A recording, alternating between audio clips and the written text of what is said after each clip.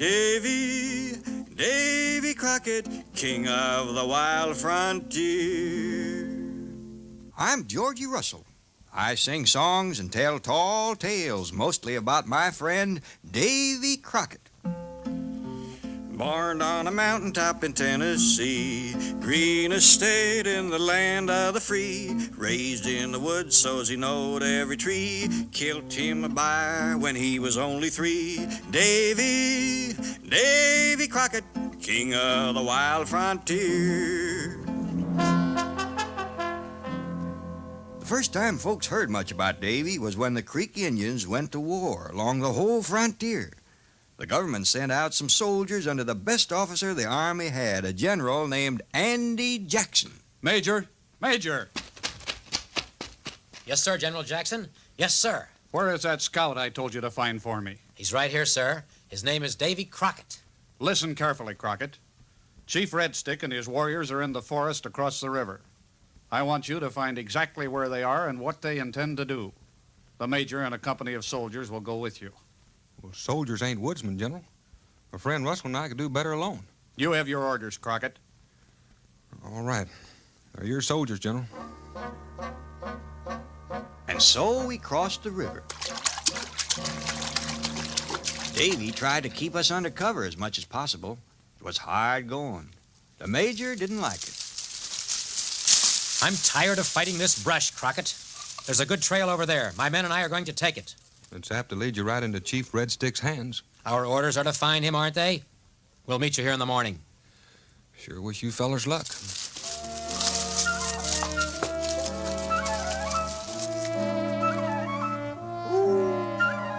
That was the darkest night I about ever saw, and the tallest, steepest mountains, and always knowing that the Redskins was somewhere about, maybe close. Davy. Yeah? Hear that? War drums. We better leave the horses here. Ought to be able to see where the Redskins are from the top of that hill. Look at 'em, would you? Must be hundreds of 'em. It's Chief Red Stick's band, all right. That's him firing them up. I hope the major and his men don't run into 'em. Looks like they're ready to take the warpath. We got to get back to General Jackson in a hurry. Come on.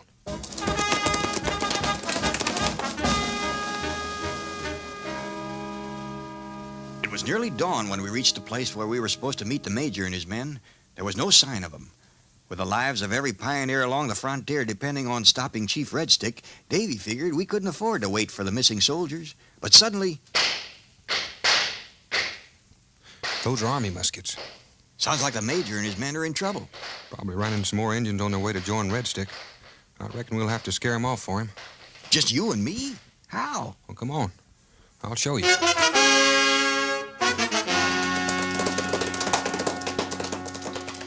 The major was in trouble, all right. Real trouble.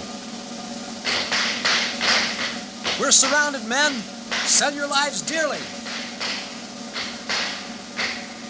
Company A! Charge them from the rear! Major, listen. Company B! Fire it well! Take heart, men. It's the general and the whole regiment. Cool your barrels, men. We've won the day. Here comes the regiment. Company A reporting, Major. Company B reporting, sir. But where are the others? Well, there aren't any others. Just the two of you? 2 was enough, wasn't it, Major? This was just a small party that attacked you. Red Stick's main band is holding a war dance back in the mountains. You follow us as fast as you can, Major. Russell and I have to get the word back to the general. Davy and I felt tolerable good as we headed back to General Jackson's camp. The Indian War was a long ways from being over, but we hadn't lost the first skirmish anyways. Off through the woods he's a-marching along, making up yarns and a-singing a song, itching for fighting and righting a wrong. He's ringy as a bar and twice as strong. Davy Crockett, the man who don't know fear. General Jackson ordered the whole regiment out. By the time the major and his men got back, we were all ready to go. We got to Red Stick's camp at dawn. The general divided his forces, and we volunteers stayed with Davy, moving in close on the unsuspecting redskins. They haven't seen us yet. Should we charge them, Davy? We aren't here to kill Indians. We want to make peace with them. The general's surrounding the camp, then we'll go in and capture their chiefs. That way they'll have to listen to reason. Red Stick won't listen to anything. He'll fight. Leave Red Stick to me. There's a general signal. Let's go.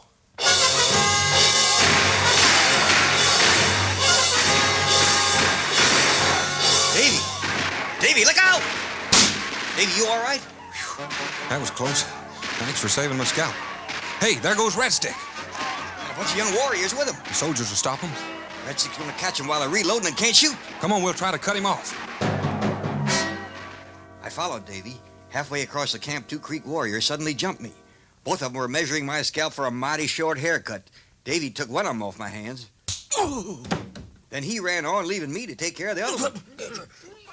While I was persuading this other warrior to surrender, Davy caught up with Red Stick. Hold it, Red Stick. I want to talk to you.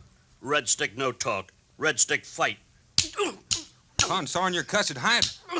You're going to hurt somebody with that tomahawk. Listen here now. This isn't any way to make peace. Your other chiefs are surrendering. Why don't you do... We're not chief! Red Stick and his warriors cut through the major's soldiers and escaped our trap. Davy was down, but by the time I got to him, he was just coming to his feet. You all right, Davy? I think so. But I'll bet Red Stick's tomahawk got an awful nick in it after the way he bounced it off my hair. Uh-oh. Here comes the major with the general right behind him. You knew my men were reloading and couldn't defend themselves, Crockett? Why didn't you stop Red Stick's charge? It's your fault Red Stick got through your lines, Major. We can't make a treaty without him. Take your men and bring him back. But it may take weeks to even catch up with him. I don't care if it takes months. Crockett will guide you. Now, wait a minute, General. The Major and I don't quite agree on how to hunt Indians. I don't want any arguments, Crockett. Yes, sir. Come on, Georgie. Might as well get started. Headed back to war from the old home place, but Red Stick was leading a merry chase, fighting and burning at a devil's pace, south through the swamps on the Florida Trace. Davy Crockett, tracking the Redskins down. From the Smoky Mountains, we crossed into Mississippi territory and south into the swamps, closing up on Red Stick, but never quite catching up with him. Crockett, we've got to give up. Every man in our camp but you and Russell has the fever. We'll never find those Indians in this swamp. Well, one thing's sure, Major. Nobody's going to find Red Stick if we all just sit here. Georgie and I'd like to try it on our own. Oh, suit yourselves. I'm starting back with my men while they're still in shape to march. Davy and I found moccasin tracks not far from the Major's camp. They were maybe 2 days old, but we followed them and came to a lake. Look, Georgie. The tracks split up here. Yeah. Reckon we'll have to do the same. We'll meet at the other end of the lake. If you see anything interesting, whistle and watch yourself. I didn't like the swamp. It made me nervous. That kind of nervousness is dangerous. Makes you careless. I was almost on the fresh moccasin tracks before I saw them. I just had time to whistle a warning to Davy, and the war club hit me from behind. When I came to, I was tied to a stake with Red Stick's warriors piling wood for a bonfire at my feet. I was praying Davy had heard my whistle and would get away when he suddenly stepped out of the brush to face Red Stick. The Indians were so surprised they'd listened to his first words without moving. Creek warriors, hear me. Speak, white man. Red Stick, listen. I've come a long ways to tell you you all are fools. Your wise chiefs have given up and made peace. They know war's no good. White man talk. War no good because soldiers all die. Because Red Stick take many scalps. Because soon I burn your friend. You could all go home in peace if you'd listen to reason, Red Stick. But since you won't, you're a bad chief. And I reckon I got to challenge you according to Indian law. You make challenge. Red Stick chooses weapons. Tomahawks. A warrior gave Davy 2 tomahawks. He looked awful clumsy with them in his hand. When Red Stick charged him, I closed my eyes.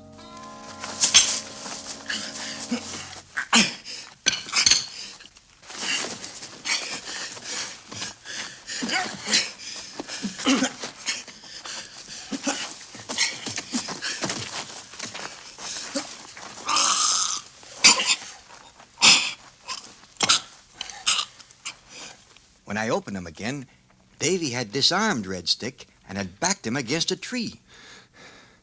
Now maybe you'll listen to reason, Red Stick. Turn my friend loose and go home. Sign the treaty. Do that, and I promise the government will let you keep your lands. Government lies. Davy Crockett don't lie. Here's my hand on it. I believe. We go home. We make peace. He give his word and he give his hand that his Injun friends could keep their land, and the rest of his life he took the stand that justice was due every redskin band. Davy Crockett, holding his promise dear. Davy Crockett, king of the wild frontier.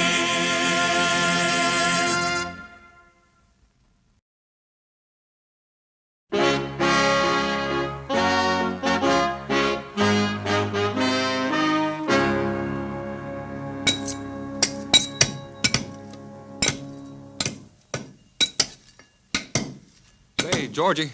Yeah? I've been thinking. This old farm ain't exactly the best piece of ground in Tennessee. Now listen here, Davy. We ain't been back from the Indian Wars long enough to get ourselves house broke. We ain't starting out on another jaunt. Well, I hear tell there's land out west on the Obion River that beats this neck of the wood all holler. New land, always new land. Ain't you never going to lie down and stay in one place? Maybe. When I find one that suits me. Long about tomorrow morning suit you for a start? I reckon.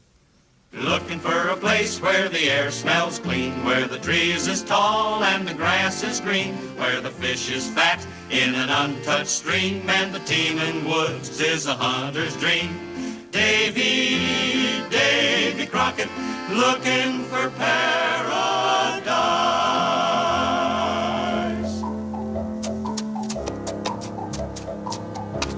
Oh. This suit you, Georgie? Mighty pretty country, all right. Reckon we can put our cabin over there on that knoll. Well, wait a minute, Davy. First, we got to go down to the settlement and file a claim on this land. You mean a man can't just up and take the piece of ground he wants? Not anymore, Davy. Well, this country's sure getting mighty civilized. Come on. Let's go find this here settlement.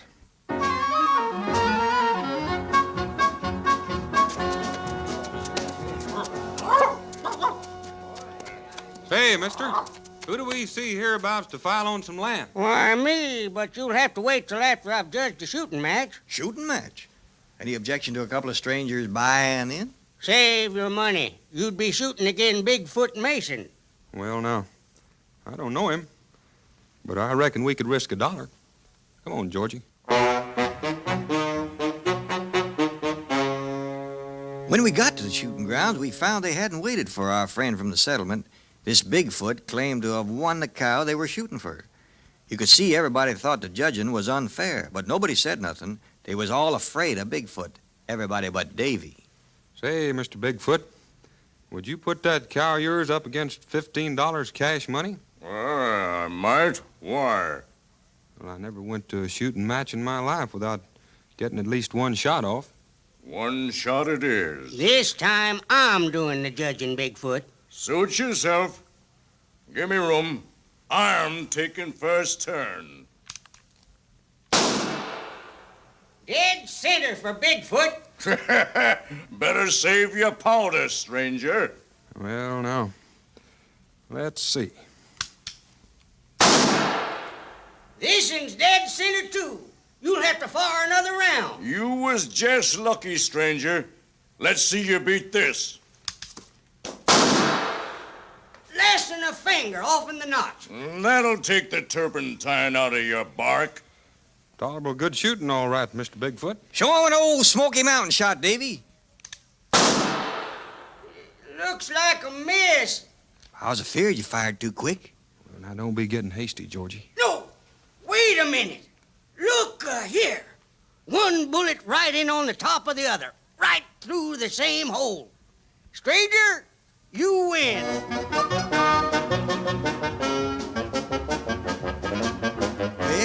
Davy won himself a cow and made himself an enemy, a dangerous one.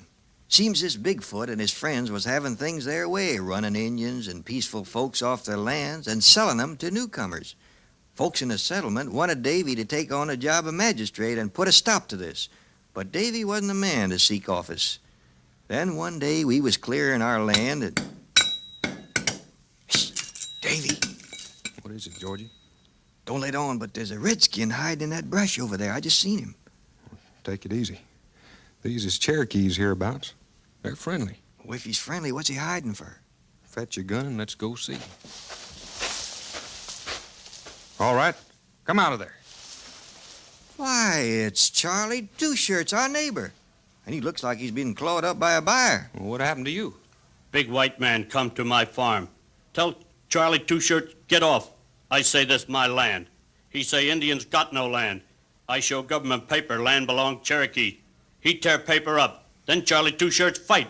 Bigfoot Mason again. Yeah. Georgie, I reckon I'm going to take on that job of magistrate after all. Come on, Charlie, let's go back to your farm.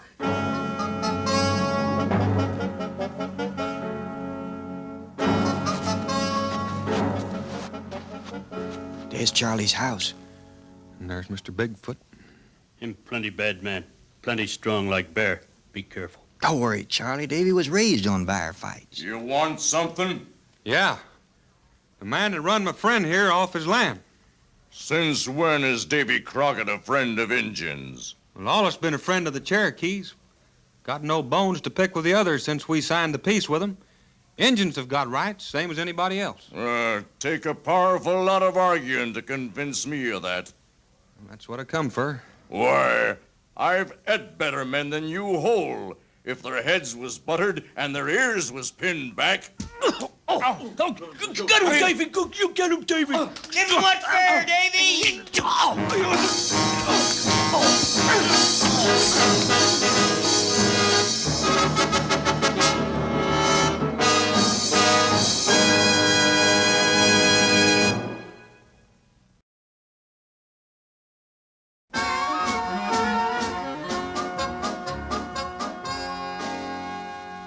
Bigfoot was messed up twice as bad as Charlie Two Shirts afore Davy was finished with him. And Davy marched him down into the settlement for trial, and folks was so pleased with the job he'd done as magistrate that they put him up for state legislature.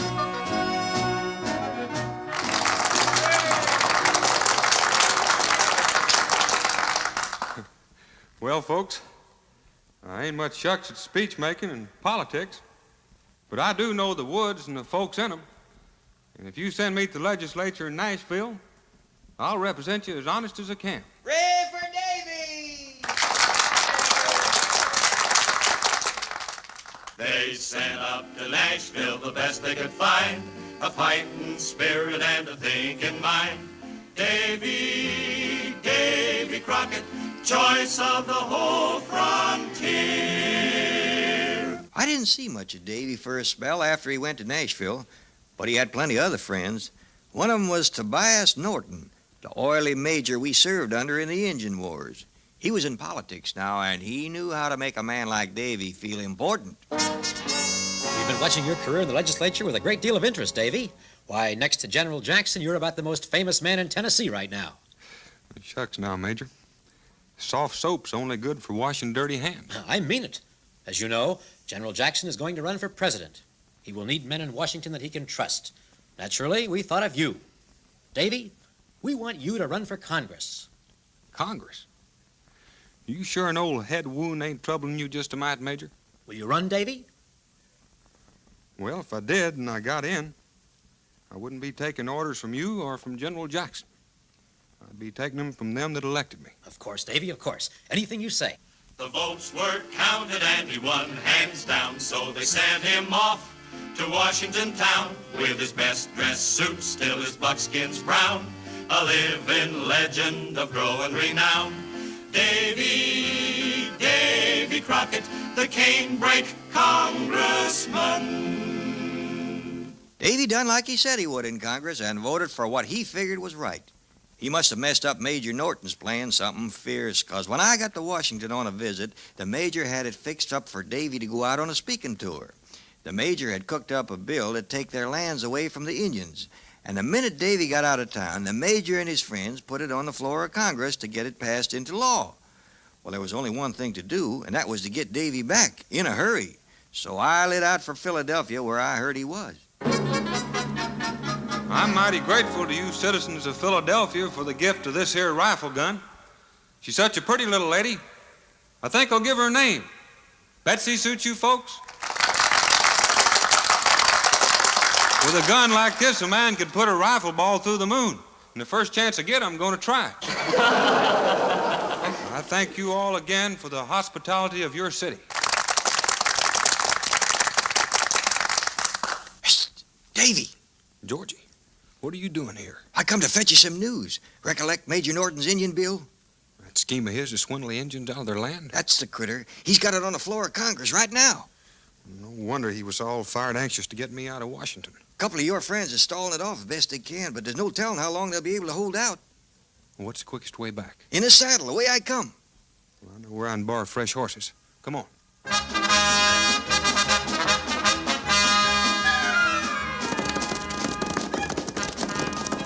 Whoa, girl. Got 2 fresh horses, mister? Say, ain't you Davy Crockett? He sure is. Bring out the 2 best horses in the stables for Congressman Crockett.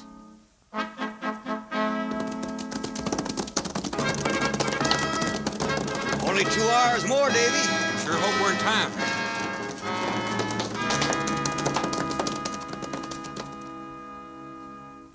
When we rode up to the steps of the Capitol building, they told us the battle over the Indian bill had been going on all night. Somebody must have warned Major Norton. He was waiting for us in the hall. What are you doing here, Crockett? Isn't the Capitol building where a congressman belongs, Major? Crockett, listen to me. We'll be choosing a new president at the next election. A great many people think you're the logical man. But if you go in there now and attack my bill, I promise you'll be through in politics. Well, here's what I think of you and your kind of politics.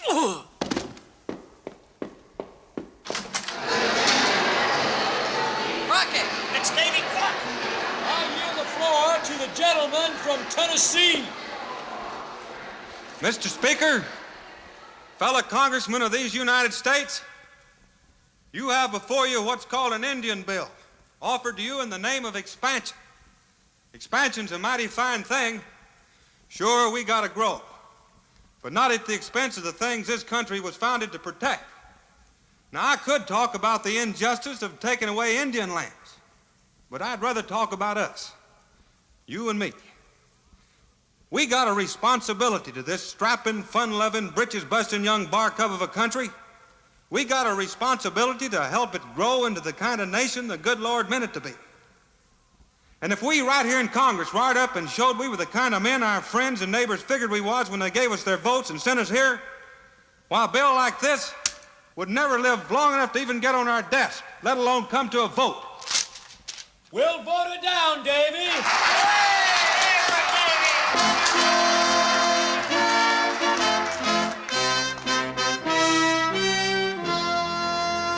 He knew when he spoke that he sounded the knell of his hopes for the White House and fame as well. But he spoke out strong, so the history books tell, and patched up the crack in the Liberty Bell. Davy, Davy Crockett, seeing his duty clear. Davy, Davy Crockett, king of the wild frontier.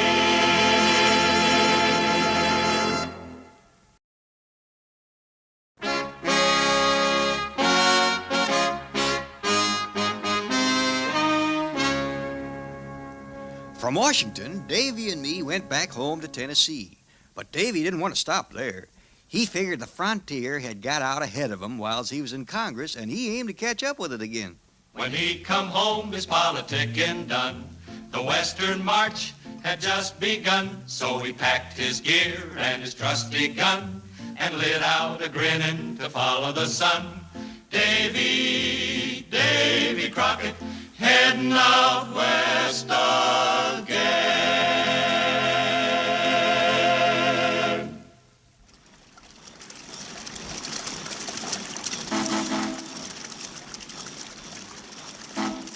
When When we got to the muddy old Mississippi, we catched us a steamboat down the river. There was a lot of talk on board about a place called Texas. Seemed as though some settlers was there standing up to a general named Santa Anna, who had brought a whole army in to drive him out and take over the country. Well, you know Davy. Him and me and a gambling man named Thimblerig that had joined us bought some horses and headed out for where the trouble was.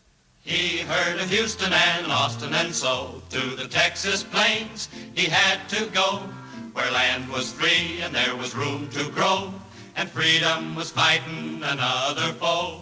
Davy Crockett and Crockett's Company.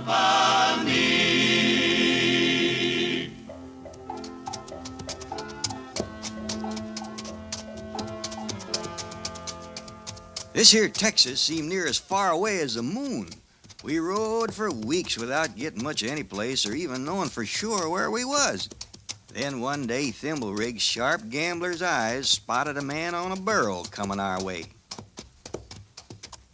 Ooh. Howdy, mister. Buenos dias, senors. You're supposed to be a settlement of Texans down this way. Know where at it is? You mean San Antonio de Bexar? That's her, San Antone. You must not go there, senors. General Santa Anna has already captured the town. Well, what about the Texans? Has he captured them too? Not yet, senor. A few of them are surrounded in the Alamo, an old mission across the river. Well, Colonel Crockett, it would appear we're too late. Perhaps we'd better turn back, as this sensible fellow suggests. Well, it appears we're just in time, Thimblerig. Those Texans need our help. Come on. But, senors, General Santa Anna has many patrols all over. You will not get through. We'll sure try.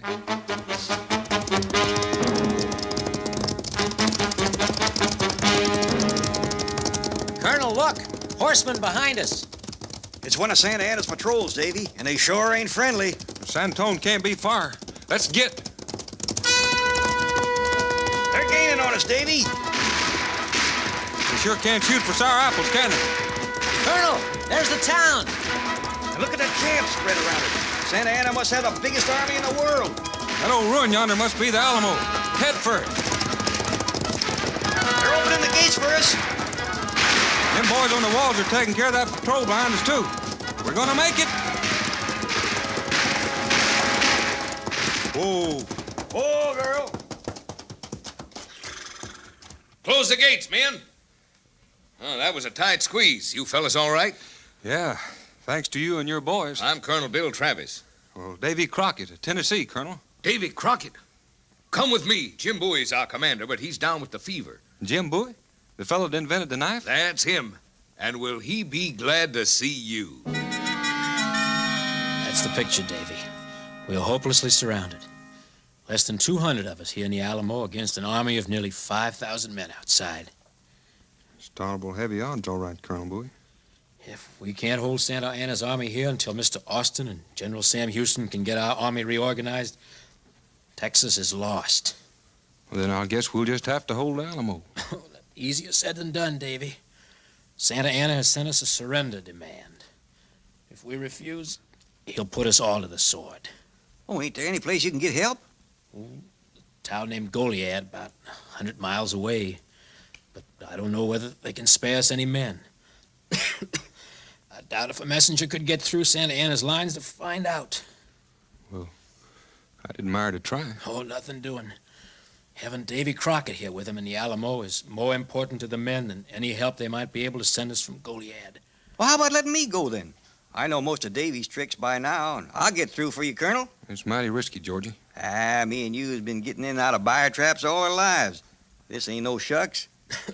All right, you're willing to try. Colonel Travis, have my personal horse saddled for Russell. It's the best mount we have. Yes, sir, at once. All ready, Russell? Any time, Colonel Travis. Open the gates. Quietly, men. Good luck, Georgie. Now, don't shoot up Santa Anna's whole army while I'm gone, Davy. I want a few targets left when I get back. All right, close the gates. So far, so good, Davy. Yeah. Didn't you say Santa Anna was waiting for an answer to that surrender message? Why, yeah. Is that cannon there loaded? To the teeth, Davy. Oh, let's give the general his answer, so he'll have something to think about besides Russell, in case he's sighted. I'll touch off that answer myself. Moriarty, give me that torch. Stand clear, men. Fire in the hold.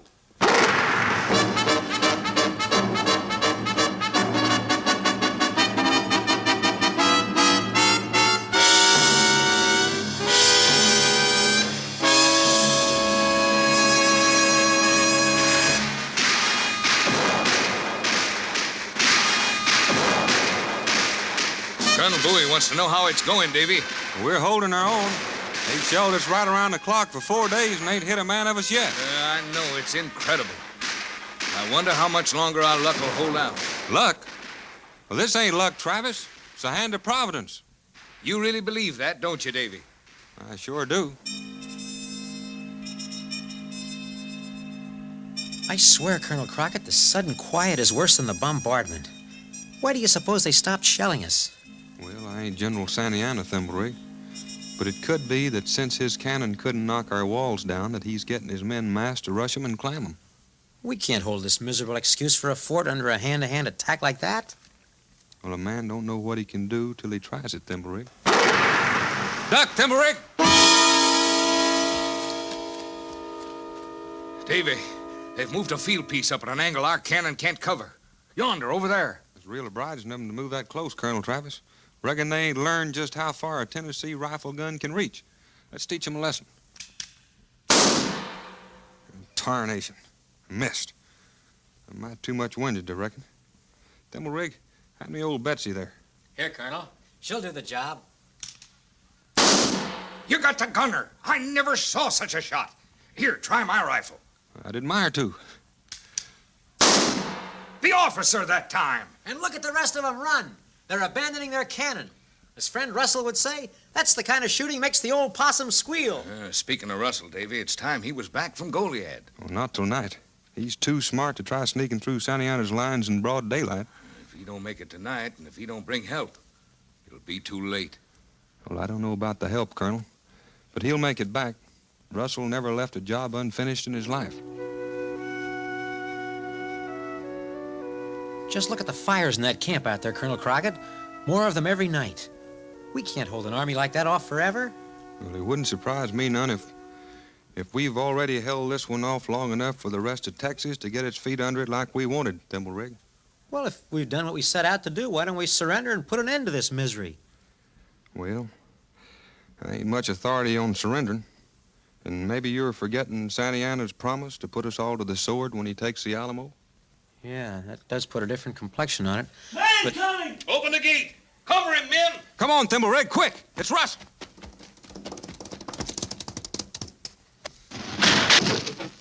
Georgie, you old he-bear, you made it. Almost as good as if you was with me, Davy.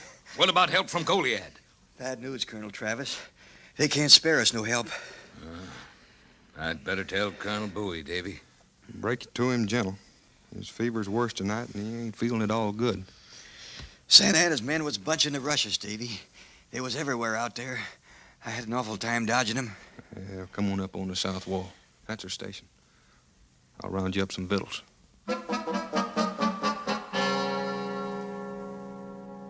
Men, I've called you together to face the facts as Colonel Bowie and Colonel Crockett and I see them. Russell brings us word there'll be no help from Goliad. Santa Anna is massing his troops for an assault. Russell made his way in through the enemy lines. Some of you may be able to make your way out. You are free to try. I want no man here against his will. I'm drawing a line here on the ground with my sword. Those who will stay, cross over to me. Well, naturally, every man in the Alamo stepped across that line. So the colonel sent us back to our stations to get what sleep we could. That you, Davy? Yeah. Thought you were asleep. You mean, are you? No. Since when did I ever do anything you didn't? Outposts all right? Nothing stirring. But it's getting on toward dawn. When they come this time, they'll have everything, including scaling ladders. As long as we can keep the ladders off the wall, we'll be all right. Now we're just passing the word. Waiting's the worst part of anything, ain't it? If you just sit and wait. Give us a little tune, Georgie. How about you? That song you made up when we left Tennessee. You remember that? How could I forget it? It's the only one you ever writ. We'll try her. Farewell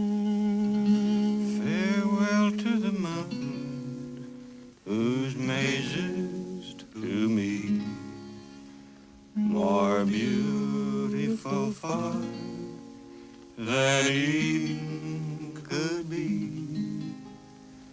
The home I redeemed from the savage and wild.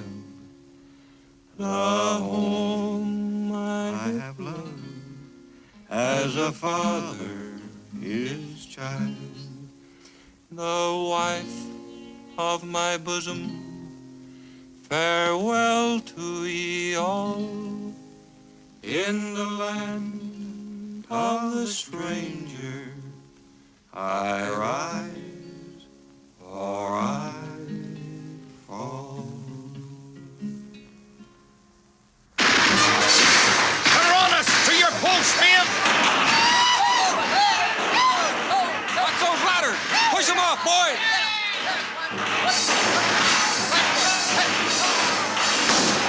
Georgie, you're hit!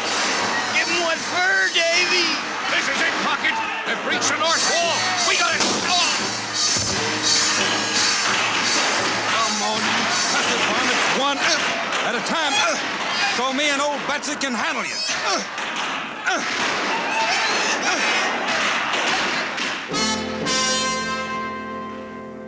Storybooks tell they were all cut low, but the truth of it is, this just ain't so. Their spirits will live and their legends grow, as long as we remember the Alamo. Davy Crockett and Crockett's Company. Davy Crockett, fighting